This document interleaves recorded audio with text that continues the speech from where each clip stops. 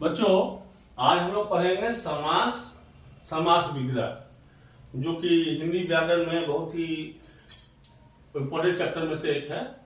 आज इसमें प्राय हर एग्जाम, बोर्ड के एग्जाम में भी प्लस कुछ सरकारी एग्जाम में भी इस तरह के प्रश्न आते जाते रहते हैं। तो हमें आज समझना है समास और विग्रह। समास विग्रह किसे कहते हैं? तो बच्चों वो पता है समास किसे कहते हैं? समास जैसे आपने देखा वो समास विग्रह सब समझ रहे होंगे। देशभक्त, राजापूत, राजपूत, दशानन, गजानन, तो ये सारे शब्दों को समास विग्रह करते हैं। तो इसमें क्या होता है एक्चुअली, दो भिन्न शब्द, दो शब्द जो दोनों शब्द इंपॉर्टेंट होते हैं।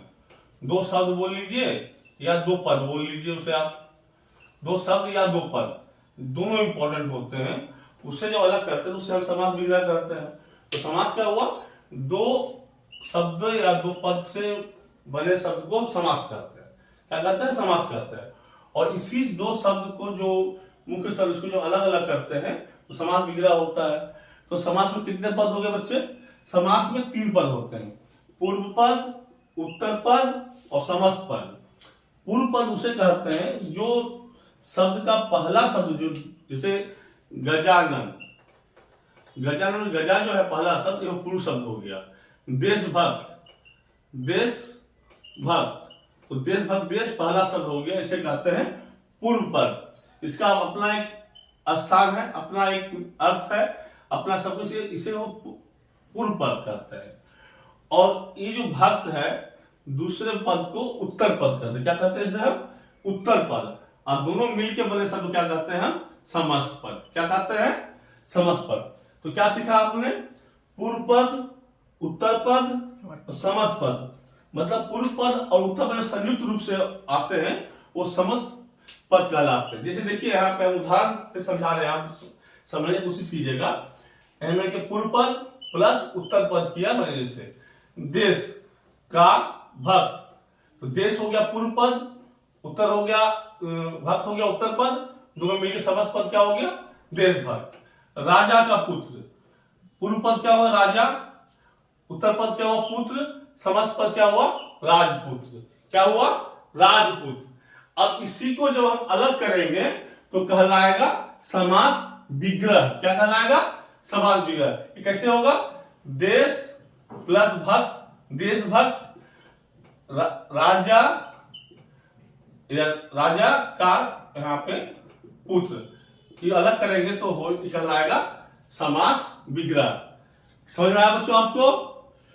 पूर्व पद, उत्तर पद मिला के बन समस्त पद, और इस समस्त पद को जब संयुक्त शब्द को जब हम अलग करते हैं, उस क्रिया को हम समास विग्रह कहते हैं। उसे क्या कहते हैं हम?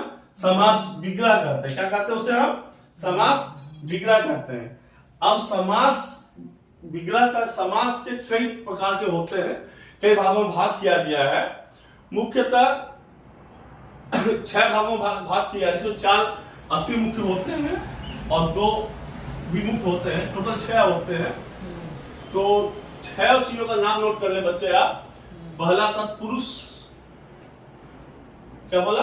तत्पुरुष, लिख लीजिए, तत्पुरुष। फिर कर्मधारय, कर्मधारय, द्विगु, द्विगु समास,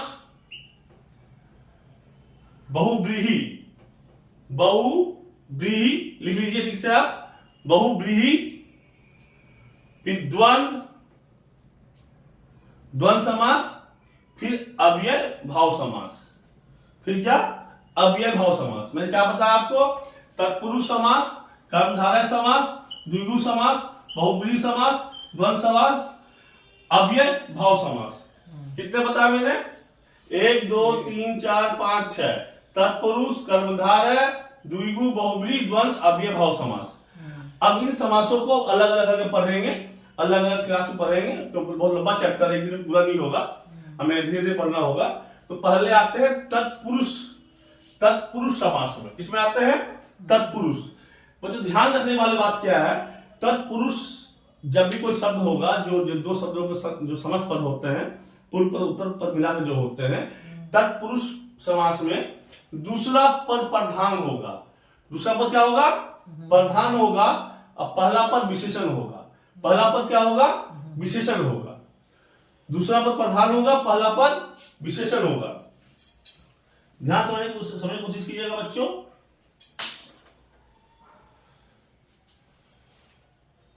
दूसरा पद विशेषण होगा, जैसे कि देश निकाला, देश से निकाला को क्या कहते हैं, देश निकाला। तो क्या क्या क्या हो गया, देश निकाला निकाला एक विशेषण है। दूसरा पद ही क्या है, पहला पद का विशेषण कौन सा है, दूसरा विशेषण क्या है यहाँ पे, निकाला। दूसरा पद प्रधान है, क्या, क्यों, देश एक संज्ञा जैसे शब्द है, निकाला उस शब्द का पहला शब्द का विशेषण है, इसलिए दूसरा शब्द यहाँ पे क्या होता है, प्रधान होता है। तत्पुरुष समास में दूसरा पद प्रधान होगा और पहला पद का विशेषण कौन सा होगा, दूसरा शब्द होगा। जैसे देश निकाला, निकाला इसमें क्या है, विशेषण है, किसका, देश से निकाला गया, देश निकाला। शिवालय, शिव का आलय, शिव का आलय, शिव का आलय, आलय यहाँ पे क्या है, उनका वास स्थान है। आलय उसका विशेषण है पहला शब्द का, दूसरा शब्द यहाँ पे विशेष दूसरा शब्द प्रधान है, दूसरा शब्द, इसलिए इससे जब देखेंगे कि दूसरा पद प्रधान है और पहला पद का विशेषण है, उसे हम समझ जाएंगे क्या है, तत्पुरुष समास है। क्या समझेंगे हम, तत्पुरुष समास है। कौन सा समास है वो बच्चे, तत्पुरुष समास है। समझ में आया आपको, दूसरा पद प्रधान, पहला पद, दूसरा पद का विशेषण, उसे क्या कहेंगे, तत्पुरुष समास। अब बच्चे समझने वाली बात यह है, जो अगर इसको हम धीरे धीरे व्याख्या करते हुए अगर जाएं हम, तो सबके अलग अलग, जैसे मैंने समास के ये भेद बताया, तत्पुरुष का उदाहरण द्विगु, बहुव्रीहि, द्वंद्व, अव्यय भाव, उसी प्रकार तत्पुरुष समास के भी कई भेद हैं। क्योंकि ये बहुत ही इंपॉर्टेंट चैप्टर है, हमें इन भेदों को भी समझना होगा और पढ़ना होगा। तो बच्चे को नोट कर लें, तत्पुरुष समास के पहला होता है कर्म तत्पुरुष समास।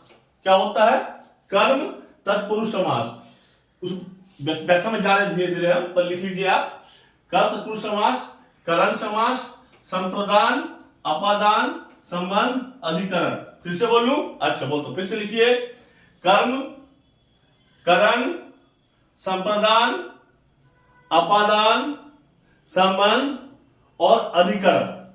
अब वन बाय वन हम पढ़ेंगे। तो कर्म तत्पुरुष समास किसे कहते हैं, बताइए तो बच्चों, हमें आप में से बता पाएंगे, कोशिश कीजिए। जब देखिएगा किसी संयुक्त शब्द में को का स्थान ज्यादा आता है, या को के वजह से दोनों शब्दों को जोड़ा गया है, को से जोड़ा गया है, उसे कहेंगे हम कर्म तत्पुरुष समास। जैसे स्वर्गीय, स्वर्ग को गया, क्या हो गया, स्वर्गीय, उसे क्या कहेंगे, कर्म तत्पुरुष समास कहेंगे। स्वर्गीय, यथा प्राप्त, यथा को प्राप्त, मन को हरने वाला, मनोहर, मन को हरने वाला, मनोहर, को से हो रहा है, हम देख रहे हैं आप, को, जिसमें को का प्रधानता रहेगा वो कहलाएगा कर्म तत्पुरुष समास। क्या कहलाएगा, कर्म तत्पुरुष समास। उसका आते हैं करण में, करण में क्या होगा, से, द्वारा का से जोड़ा गया शब्दों क्या कहते हैं, करण समास। करण समास जैसे कि आपका हो गया रोग से मुक्ति, रोग से मुक्ति क्या कहलाएगा, बताने की कोशिश करें, रोग से मुक्ति क्या कहलाएगा, या रोग से ग्रस्त, रोग मुक्त या रोगग्रस्त। किसी के द्वारा लिखा हुआ कोई चीज होता है, कोई किताब लिखा हुआ होता है, किसी के द्वारा लिखा जाता है, उसे क्या कहते हैं, द्वारा। कवि द्वारा कविकृत, तुलसी द्वारा तुलसीकृत, राम द्वारा रामकृत, कृष्ण द्वारा कृष्णकृत। जब द्वारा और से जैसे शब्दों का आएगा, जोड़ किया जाएगा, तो उसे कहेंगे करण समास। क्या कहेंगे, करण समास। फिर आते हैं संप्रदाय में। संप्रदाय समास के ज्यादातर इस्तेमाल होता है के लिए, जैसे युद्ध के लिए क्या गया, अभ्यास, युद्धाभ्यास। पुण्य के लिए क्या गया, दान, पुण्य दान। किसी गरीब के भला के लिए क्या गया, दान, गरीब के लिए दान, पुण्य दान। देश दान। सत्य के लिए क्या गया, आंदोलन, सत्या आंदोलन बोलिए, सत्य के लिए क्या गया, जो सत्याग्रह के लिए जैसे चीजों के जब इस्तेमाल किया जाए उसे संप्रदान समास कहते हैं। कर्म समाज या कर्म संप्रदान कहते हैं। अपादान, संप्रदान अपादान अंतर है। संप्रदान में के लिए से शब्दों को जोड़ा जाता है, अपादान में से अलग किया जाता है। संप्रदान में के लिए जोड़ा जाता है, जैसे रसोई घर, रसोई के लिए बनाया गया घर, रसोई के लिए। संप्रदान जोड़ा गया है, रसोई के लिए, रसोई घर। खाना खाने के लिए, खाना घर। डाक के लिए गाड़ी, डाक गाड़ी के लिए जोड़ा जाता है। अपादान में क्या होता है, उससे अलग किया जाता है। जैसे बंधन मुक्त, बंधन से मुक्त, बंधन से मुक्त, बंधन से मुक्त क्या होगा, बंधन से मुक्त। अपादान अलग किया, अलग हो रहा है यहाँ पे। भय से, भय मुक्त, भय से मुक्त, भय से मुक्त, यहाँ अलग हो रहा, पृथक हो रहा कोई चीज। देश निकाला, देश से निकाला, देश निकाला, देश से निकाला, उसको अलग किया जा रहा है, उसे कहते हैं अपादान, अपादान तत्पुरुष समास। बच्चों आगे फिर हम इसको आगे बढ़ाएंगे अगले वीडियो में। फिलहाल हमारे चैनल को शेयर करें, सब्सक्राइब करें और हमारे साथ जुड़े रहें। फॉलो करना, कमेंट करना ना भूले, कुछ जानना तो हमें कमेंट में बताइए और अगले वीडियो में आगे के समास को पढ़ेंगे। आज के लिए इतना ही।